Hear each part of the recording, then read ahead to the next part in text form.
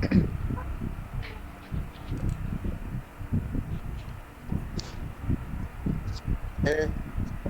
warahmatullahi wabarakatuh. Waalaikumsalam. Waalaikumsalam warahmatullahi wabarakatuh. Ini lagi sibuk sikit ada di gila terus makan kan. Kalau so apa kita hari ni akan buat aktiviti interview lebih kurang dalam 40 minit lah tuan untuk ambil awak sebagai DPN supaya diberikan program di Kementerian Pengajian Tinggi ni. Sorry, Menteri Pendidikan Pendidikan Pendidikan dan tu saya nak memperkenalkan diri lah nanti apa tu memperkenalkan diri dalam bab tulis jangan baca, kita tahu ada orang ramai orang yang baca juga. Awak mesti secara spontan untuk memperkenalkan diri. Okey, ada 5 orang kan ni kan? Ya, Encik. Betul, Encik. Betul, Cik.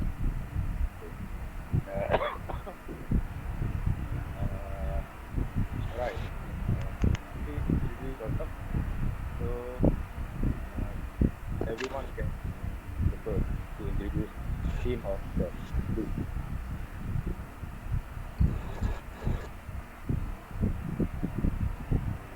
Nani.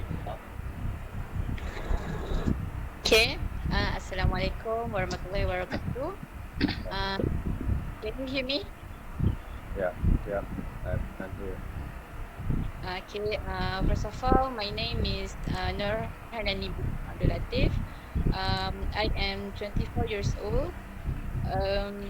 I live in Muar, Johor, and I am a second child out of 5. So I'm looking for as a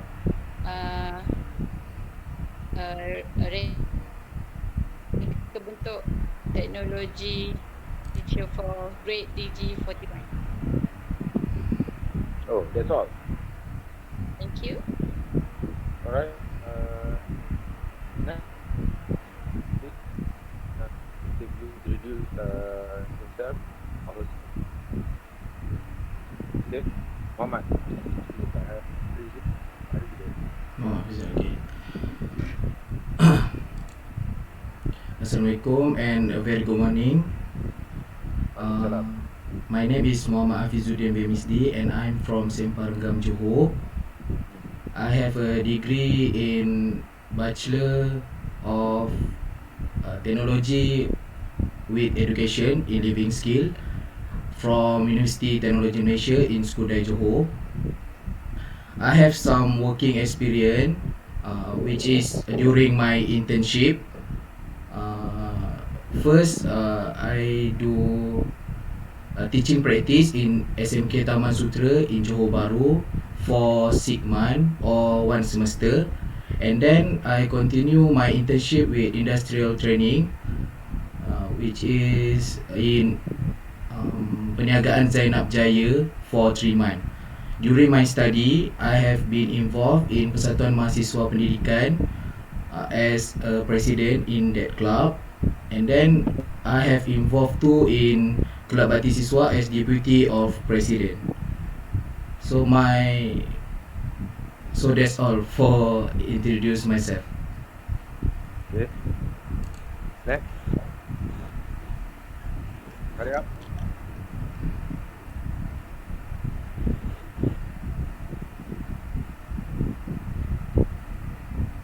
Ali.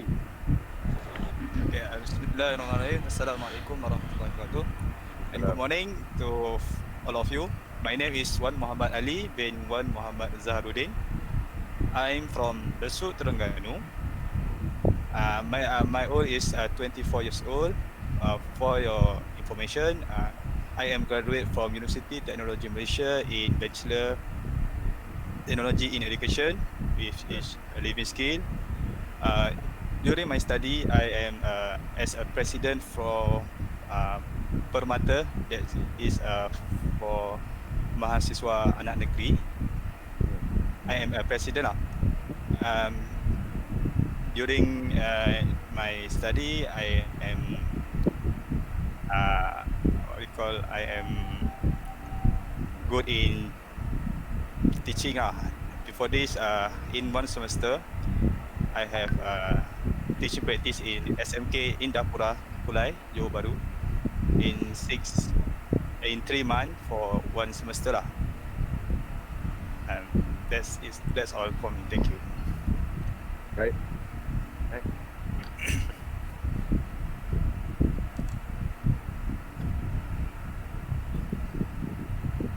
Assalamualaikum and very good morning to my fellow friends and Encik Sharin. Okay, my name is Muhammad Hafid bin Yahya. So I'm from Gerik, Perak. So I'm 8 years old. I'm graduate from UTM Bachelor Degree in with technology in mechanical engineering.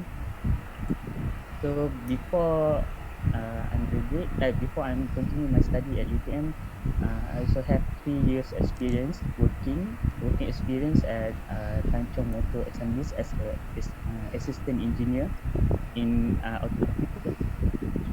So before that, I also graduate diploma from Bungkoma Polytechnic in mechanical engineering automotive. So during degree, I have did teaching practice at College Vocational Kota Tinggi Johor, also in automotive. So here I do the interview for applying a position in as a educational officer DG 41 in automotive section. So that's all from me. Thank you. Right. Next. Ada soalan lagi ya? Assalamualaikum and good morning to all of you. My name is Nur Hatimah binti Khalid. I am 23 years old. I live in Batu Pahat, Johor. I graduated from University Technology Malaysia in Bachelor of Technology with Education Degree skills.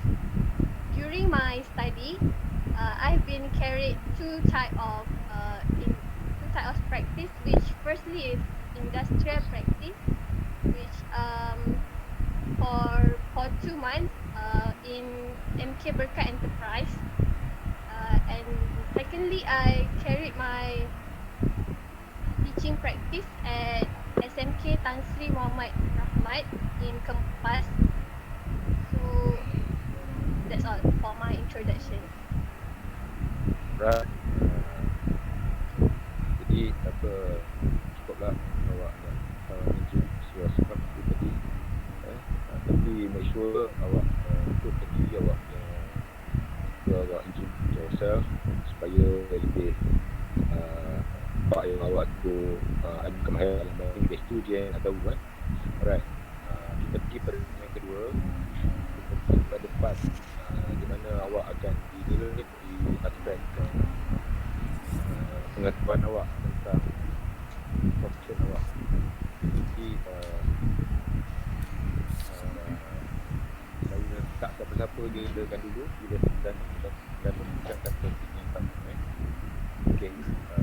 Dalam sesi pengajaran dan pembelajaran, awak ada banyak kaedah, metodologi, teknik yang akan digunakan untuk mengajar. Lebih-lebih lagi subjek seperti kemahiran hidup dan sebagainya yang ada ni, bagaimana awak menggunakan pendekatan metodologi dan itu, sila sebut pendekatan metodologi dan teknik yang menggunakan satu-satu topik pengajaran dan kemudian awak terangkan bagaimana awak melaksanakannya. Okey. Mula daripada satu saja.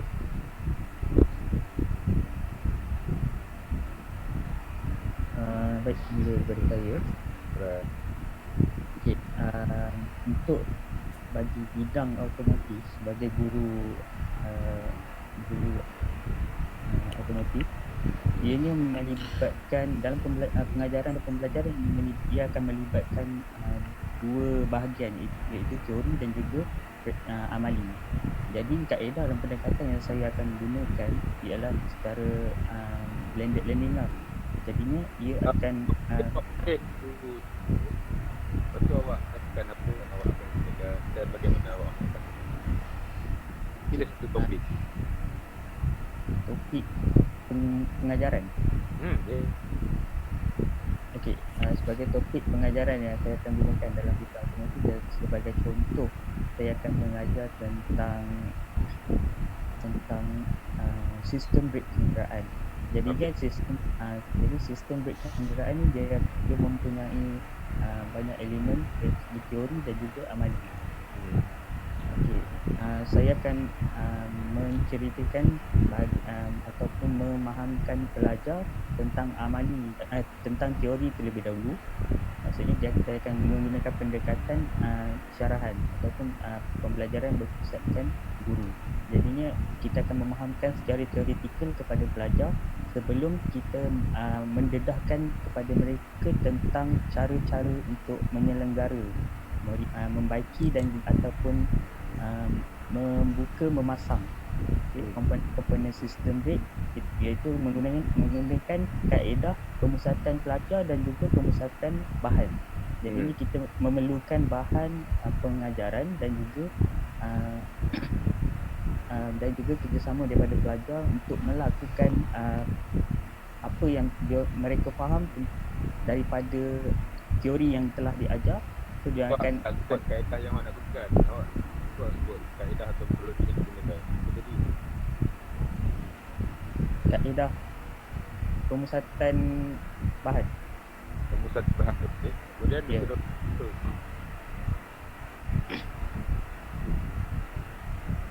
metodologi. Ya. Okey, metodologinya menggunakan apa? Problem based learning ke? Metodologinya menggunakan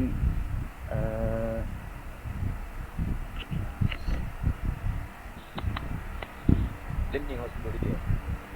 Ya? Buat learning tadi kan? Ya. Okey, blend dia punya apa tu teknik dia apa? Teknik yang nak digunakan. Blended learning betul. Apa dia? Apa yang ada dalam blended learning tu? Okey, blended learning yang saya gunakan ialah saya memberi satu task ataupun satu tugasan kepada mereka ataupun satu permasalahan yang berlaku terhadap sistem brake tersebut. Jadi mereka perlu menggunakan medium apa? Teknik tu. Medium apa? Saya menggunakan medium cara bahan kan? Syarahan yang bahan betul. Ada nak tunjuk cara kan? Tunjuk cara tu kenapa? Menggunakan kaedah menggunakan demonstrasi. Demonstrasi. Jadinya bila saya memulakan demonstrasi, maka mereka akan lagi mudah faham dan mereka akan mengulang semula demonstrasi tersebut untuk melihat sama ada mereka para pelajar betul-betul faham ataupun tidak. Cukup. Next. Anani, next. Cuba awak pilih satu tajuk, pilih kaedah, pilih metodologi, pilih ni yang akan digunakan. Okey.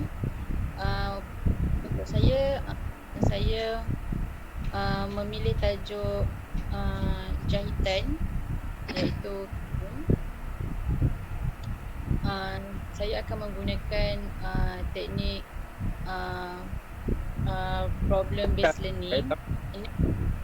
Kaedah, metodologi, teknik. Mana ke guna teknik tu? Kaedah tak sebut, metodologi tak sebut. Sebut tu. Ikut dia punya turutan dia.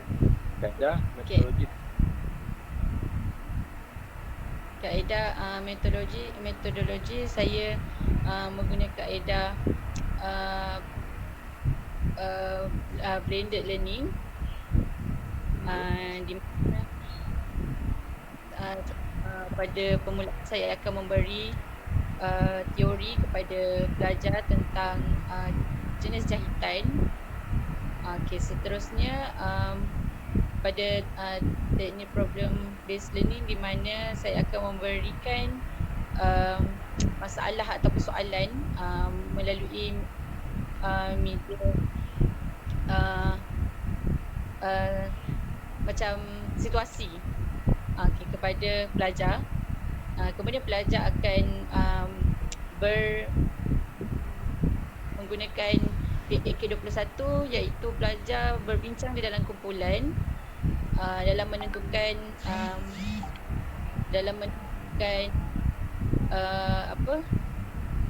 penyelesaian kepada masalah yang saya berikan.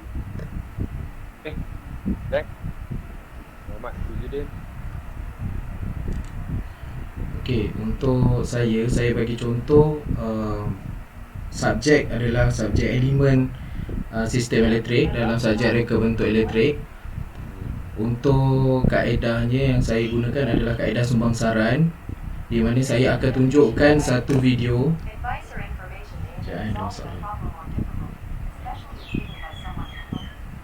Saya akan tunjukkan video mengenai satu situasi di satu bandar yang mengalami masalah elektrik dan meminta pendapat daripada pelajar-pelajar. Itu adalah salah satu contoh untuk kaedah sumbangsaran lah.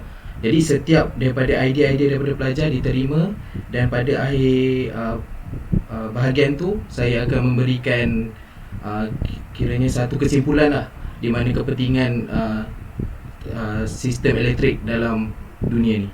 Macam tu. Okey.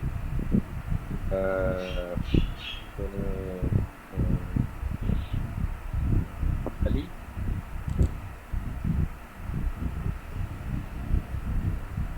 Okey, untuk soalan yang dikemukakan tadi, saya akan topik yang saya pilih untuk adalah berkaitan dengan tanaman. So kaedah metodologi yang saya akan gunakan adalah menggunakan kaedah blended learning, iaitu pada permulaan pengajaran dan pembelajaran saya akan memberikan ataupun menceritakan tentang pengetahuan-pengetahuan asas berkaitan dengan tanaman lah. Maksudnya kaedah tanaman, perosak berkaitan dengan tanaman dan sebagainya lah.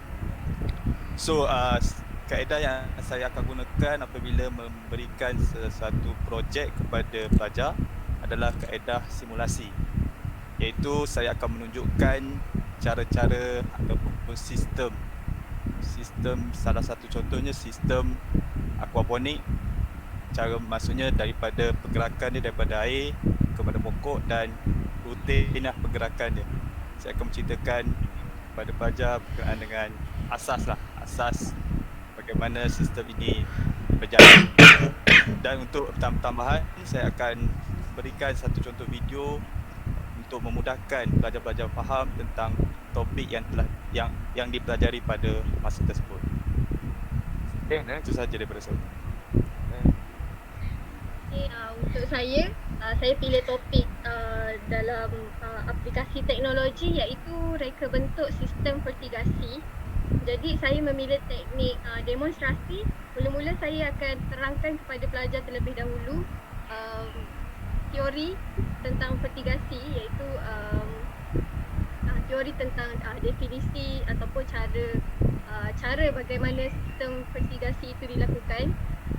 Seterusnya saya akan tunjukkan kepada pelajar model ataupun mock-up bagaimana sistem vertigasi itu dijalankan, supaya pelajar boleh lebih bila pelajar nampak bagaimana model itu dilakukan, jadi pelajar lebih faham. Okey. Right.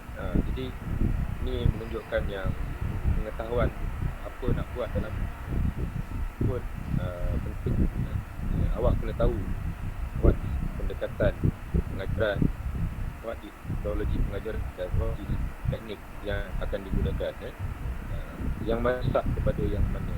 Jadi kalau awak faham tu, maka awak punya setiap pengajaran tu akan lebih sistematik dan awak tahu apa nak buat dalam sesuatu di pengajaran pembelajaran. Itu kena perbaiki. Itu memang akan ditanya dalam review, sebab yang akan tanya tu semua orang yang berpengalaman dalam pengajaran dan pembelajaran. Mereka tak apa yang nak apa yang khidmahan guru dalam kena. Jadi mereka nak tengok sama ada awak ada mempunyai kompetensi atau tidak dalam perkara ini. Okey. Yang berkaitan dengan pengetahuan tentang pendidikan. Okey, mungkin awak banyak membaca, mungkin membaca. Tapi sebetulnya sebagai seorang guru, dia kena membaca dan memberitahu hal-hal yang berkaitan dengan pendidikan. Okey, kita dapati bahawa pendidikan di Singapura misalnya kan, pendidikan dia begitu bermutu sekali, berkualiti sekali, kerana kebijakan mereka yang keluar daripada sekolah-sekolah di Singapura mendapat masuk ke universiti sama ada dalam atau luar negara, dan kemudian dapat bekerja di syarikat besar-besar di seluruh dunia, bertebaran mereka di seluruh dunia untuk mereka yang profesional, mereka yang mempunyai kemahiran dan pengetahuan di suatu bidang. Jadi itu di Singapura. Tapi Malaysia ni macam mana? Adakah pendidikan di Malaysia ini menuju ke arah itu? Sila berikan penjelasan anda sebagai seorang guru. Okey, mula daripada Nur Hatimah.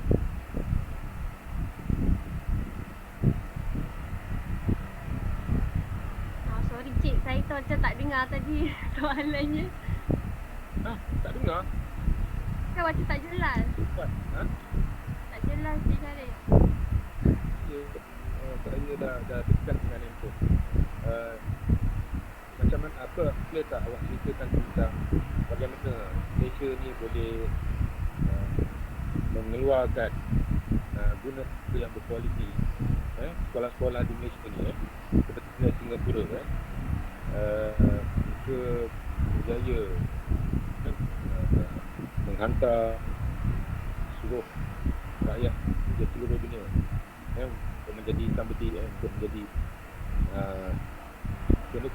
pekerja-pekerja yang profesional di luar sana, mungkin di Eropah, di negara Timur Tengah, di China, sebagainya, bekerja di syarikat-syarikat yang besar. Itu adalah hasil pendidikan di Singapura. Jadi macam mana Malaysia boleh mengajar guna tenaga atau profesional yang sama macam Singapura? Kita ulas perkara tersebut. Kiranya cara macam mana Malaysia lahirkan pendidik, maksudnya sistem pendidikan. Saya tanya balik, kalau awak tak sebaliknya awak tak faham soalan tu, jadi saya tanya, awak jawab je. Saya jawab je. Bagi saya pendidikan di Malaysia, sistem pendidikan di Malaysia ni dijalankan dengan baik.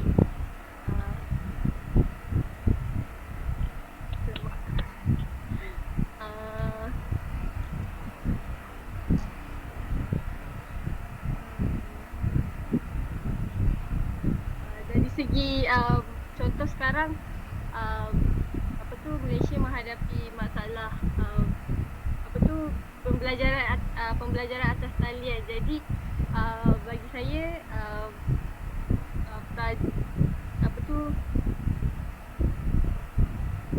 guru dan pelajar sama-sama menggunakan sistem atas talian. Jadi itu untuk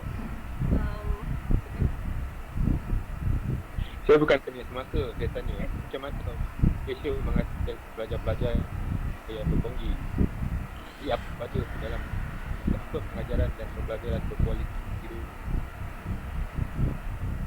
Berkualiti. Tak dengar. Sekejap. tak dengar ke? Kita buat apa? Okey, apa yang perlu ada di dalam negara kita untuk menghasilkan pelajaran dan pengajaran berkualiti supaya pelajar kita dapat guna tenaga dan juga profesional di seluruh dunia. Apa yang perlu ada? Soal lagi kan? Mana fikir? Tak soal.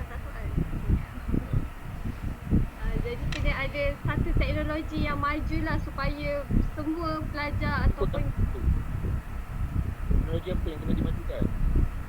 teknologi pendidikan teknologi dari atau kalau macam pelajar yang ambil TVET khususnya mesin-mesin yang digunakan ataupun teori yang dipelajari. I get you nanti. Jadi ni apa yang lain dulu? Yang lain apa? Kita jawab yang lain. Saya dulu Encik. Jawab dulu Ali. Silakan. Saya dulu Okey.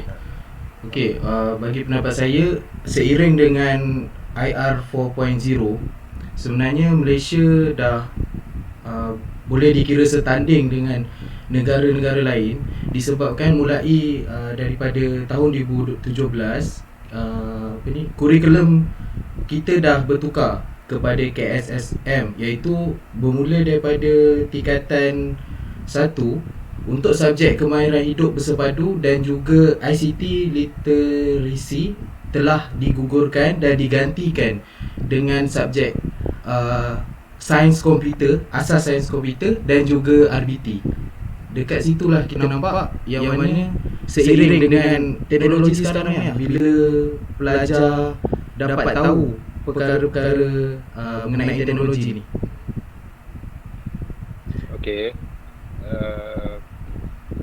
Yalah, apa yang patut untuk menghasilkan kualiti? Awak cerita pasal apa yang berlaku, tapi apa yang perlu ada lagi?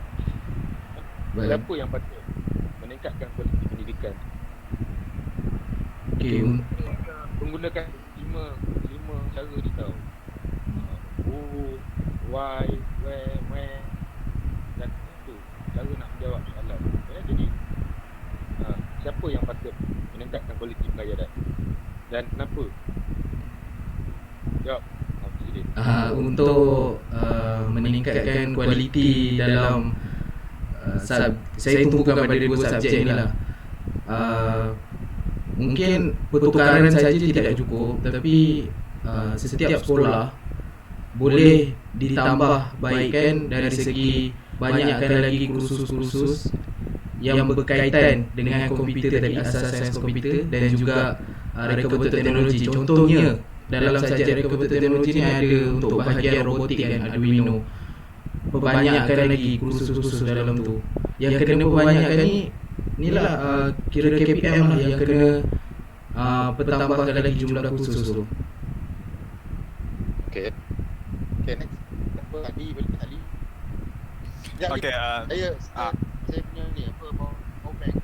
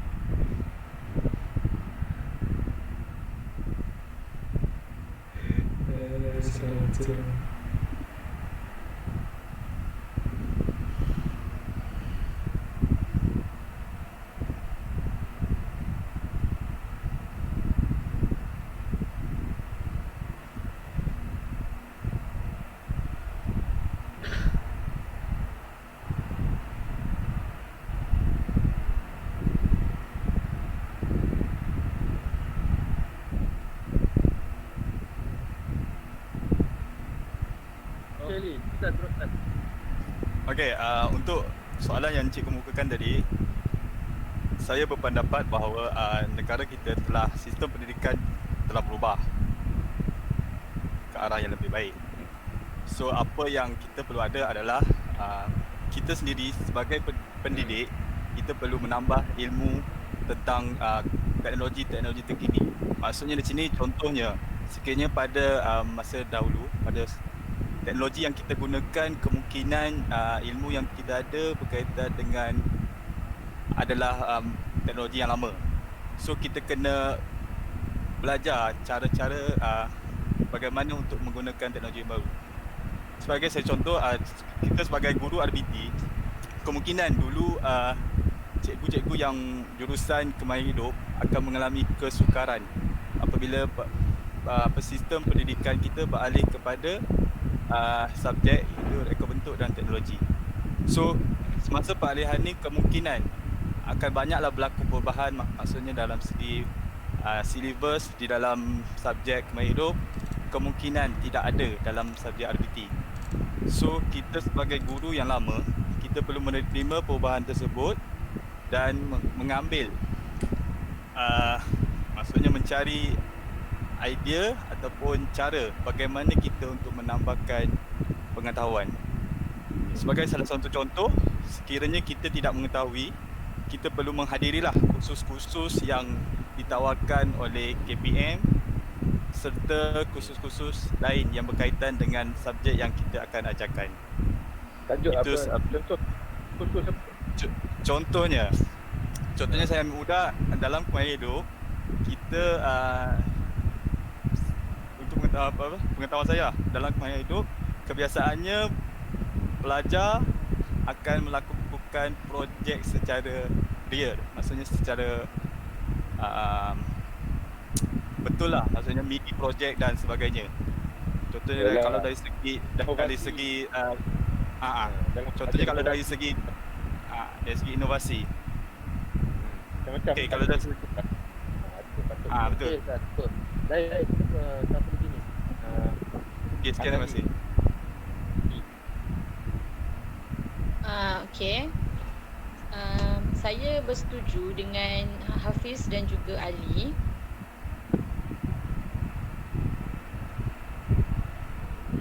Di mana sebenarnya sistem pendidikan di Malaysia beberapa buah universiti di Malaysia telah berada di ranking terbaik dunia. Jadi maksudnya kita pendidikan di Malaysia juga adalah antara yang terkenal. Cumanya mungkin ada beberapa ianya kena bermula daripada sekolah, dari sekolah rendah dan juga sekolah menengah. Apa yang saya tahu, beberapa perbualan saya bersama guru-guru senior, kebanyakan mereka kurang pengetahuan ataupun kurang kursus dari segi RBT. Saya khususkan untuk subjek RBT sebab mereka berubah daripada kemahiran hidup ke RBT. Jadi selain KPM dan juga guru yang perlu meningkatkan pengetahuan, pelajar juga perlu bersedia untuk menerima pembaharuan kepada silibus pendidikan. Sebab kita tahu ramai kebanyakan sekolah di luar bandar kekurangan fasiliti seperti teknologi-teknologi ICT ataupun mesej. Jadi dekat sini pihak guru, pihak sekolah perlu mencari ini untuk meningkat, untuk memberi kefahaman, kedalaman kefahaman kepada para pelajar mereka.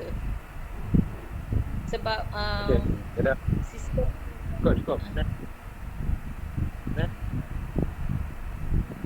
Okey. Siapa? Saya Afiq. Okey, berdasarkan soalan yang berdasarkan soalan yang telah diajukan. Okey, secara amnya pendapat saya untuk mencapai pendidikan di Malaysia untuk mencapai setaraf sama dengan sistem pendidikan di Singapura masih lagi jauh. bagi pada pendapat saya lah. Sebab bukan sahaja kita nak bandingkan dengan Singapura, seperti kita nampak di negara Eropah juga seperti Finland. Seperti Finland juga mempunyai satu sistem pendidikan yang terbaik di dunia. Macam kita tahu sebab dia punya pengajaran seawal dari peringkat kanak-kanak itu telah mereka telah didedahkan dengan pendedahan secara fizikal, iaitu kerja-kerja atau ilmu-ilmu secara hands on. Okey, sebab tu bila nak dibezakan apa yang dikatakan masih lagi jauh tu dari segi pendekatan di mana kita di Malaysia, pendidikan di Malaysia apabila pelajar ataupun murid-murid di peringkat pendidikan awal kanak-kanak telah satu kaedah, iaitu kaedah menjawab peperiksaan. So mereka akan cuma menumpukan terhadap keputusan peperiksaan semata-mata di atas kertas, tapi kemahiran insaniah, kemahiran secara fizikal mereka tak ada. Itu kurang. Itu itu permasalahan pertama yang mana kita masih lagi jauh untuk mencapai tahap yang sama. Yang kedua ialah infrastruktur yang ada di Malaysia. Seperti kita tahu di negara luar, di negara maju seperti yang telah dinyatakan, iaitu Singapura ataupun Finland, mereka mempunyai infrastruktur terutamanya dalam perhubungan, sistem perhubungan, iaitu jaringan internet. Macam kita tahu jaringan internet di Malaysia ni cuma tertumpu atau berpusat maksudnya di tempat-tempat seperti di bandar-bandar ataupun di tempat-tempat yang maju, maka dia punya jaringan teknologi di luar bandar. Itu adalah permasalahan yang mana kita nak selaraskan sistem pendidikan di Malaysia adalah menjadi satu masalah apabila perkara-perkara yang seperti ini tidak diberi penambahbaikan. Sebenarnya ia tidak selaras. Sistem di Malaysia, sistem pendidikan yang telah dirangka itu adalah baik, seperti pendidikan abad ke-21. Jadi perangkaan tu ada, cuma cara untuk kita merealisasikan itu mempunyai sedikit masalah apabila berlaku permasalahan tersebut. Tersekat-sekat je.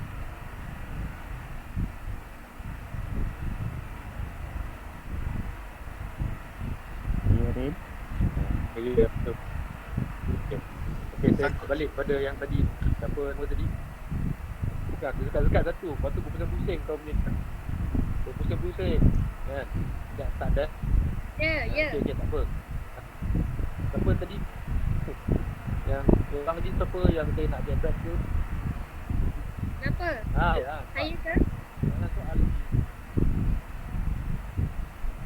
Nanti saya Tapi ulas. kalau Cik Syahrin tanya saya balik, saya akan ambil jawapan Mana? macam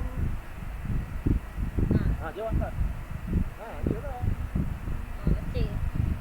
Kalau kita tengok pendidikan dekat Malaysia, kalau saya ambil contoh dari macam subjek kemahiran hidup sekarang, cikgu-cikgu dekat sekolah, kebanyakannya yang macam saya pergi latihan mengajar tu mereka dia kalau daripada UTM dia orang tak belajar RBT lagi, tapi sekarang kan dah tukar kepada subjek reka bentuk dan teknologi.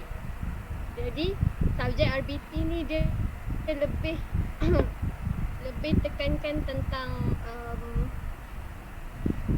projek, maksudnya masa dekat belajar kemahiran hidup ni lain daripada subjek RBT tu. Jadi apalah yang awak boleh tengok abang ni, kan? Dah tak apa susah awak nak jawab ni, saya tahu. Soalan saya tadi ikut je. Tapi kita tengok, saya jawab contoh yang melahirkan pelajar-pelajar yang baik. Mestilah ada sebab dia, kan? Sebab yang pertama adalah mungkin gurunya, kan? Awak sendiri. Awak tengok benda awak sendiri, kan?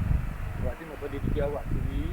Macam mana awak semua boleh equip diri awak dengan pengetahuan teknik, tentang bagaimana nak mengajar subjek-subjek yang ada di dalam tangan awak tu, kan?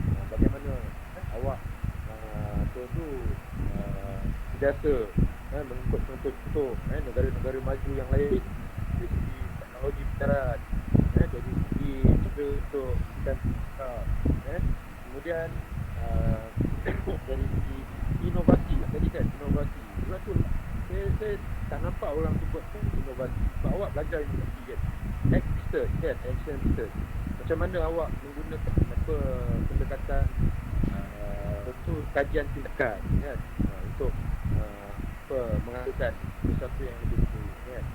Bagaimana dalam mata pelajaran reka cipta kan, awak mengajak pelajar-pelajar untuk menjadi pemikir, pereka cipta sebagainya kan, sebagai inovator kan. Itulah jawapan tu. Barulah kelas yang awak ni relevan untuk jadi guru. Kalau tak, kita tak nampak pun. Kita bukan pasal tu, pasal pinter, pasal kesediaan ini tak nak tengok kan.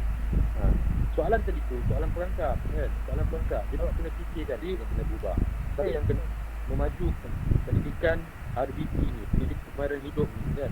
Saya yang kena memajukan subjek yang saya ajar. Itulah. Kalau awak jawab macam tu, selamatlah. Dan kalau awak jawab untuk merabak dan sebagainya, mungkin interviewer tengok macam awak tak melihat diri awak kan, awak tak nak melihat potensi yang ada pada guru untuk membantu negara kan. Itu sebenarnya. Yang ketiga ni adalah untuk soalan yang ketiga ni adalah soal di mana awak ni betul-betul yang membang pada negara. Itu sebab awak nak diambil bekerja sebagai kaki tangan kerajaan. Jadi dia mengangkat awak dengan soalan tadi tu, tapi sebenarnya menuju kepada diri awak sendiri. Ada faham tak? Clear tak?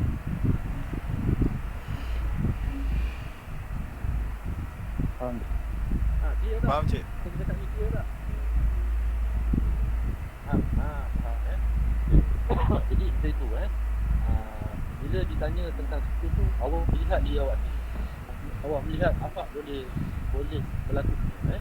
Awak boleh menjadi Malaysia ni sebagai negara yang boleh menghasilkan satu kualiti pendidikan ni. Awak kena letakkan dia bukan cerita pasal orang boleh? Itu jadi akan datang sekarang ni ataupun bila-bila nanti awak cuba cermin diri sendiri. Layak ke aku jadi guru?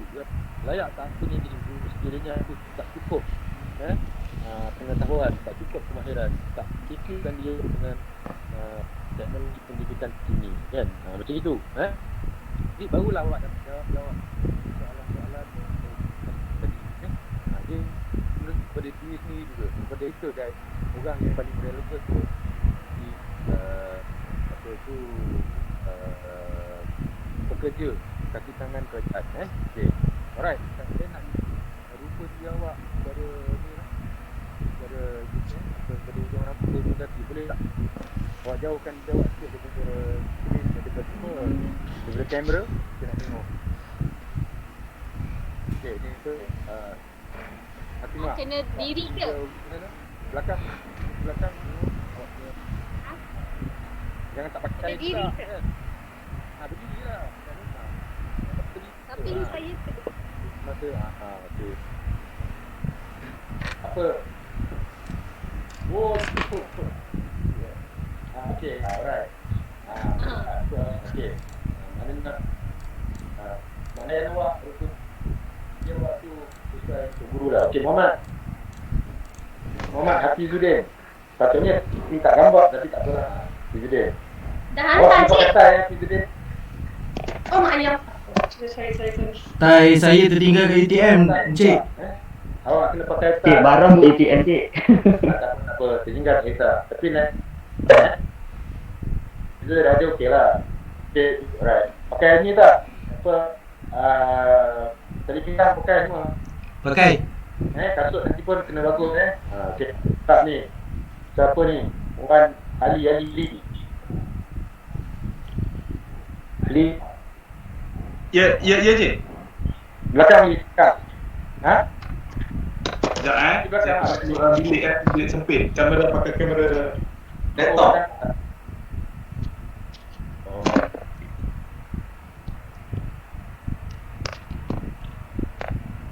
Ah. Okay. Alright, okay ni. Soalan kat laki ni. Kat bukan tu. Okay ni. Alright, soalan ni. Afiq. Ini tengah Afiq. Mana jawab saya? Saya semua bulan tinggal ada dekat KB je. Dah 2 tahun tak balik. Awak. Ya? Kanti Didi. dekat UTM. Tak ada lah cik. Dekat-dekat. Dekat UTM awak Afiq. Awak kat Saya? UTM? Tak, saya dekat rumah. Saya kat Pep. Tak apalah. Dengar dia. Okey, seorang lagi. Itulah. Seorang lagi siapa? Seorang. Nur Hatimah. Nani.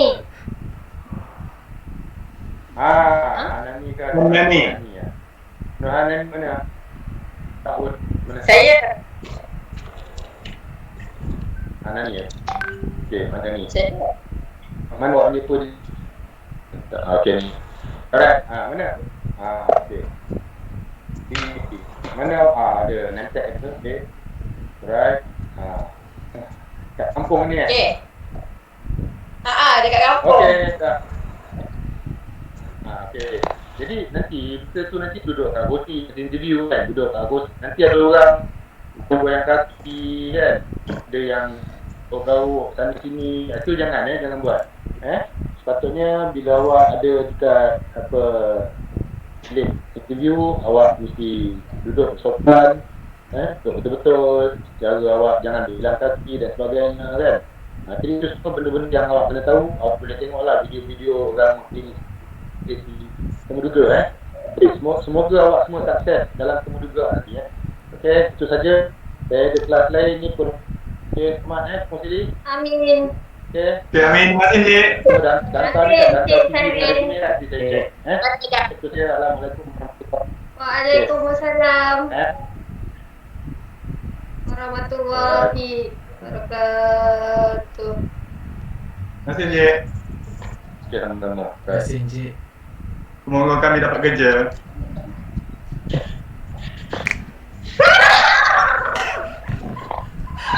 Bangunlah Balong. Bangunlah. Aduh. Dah lah.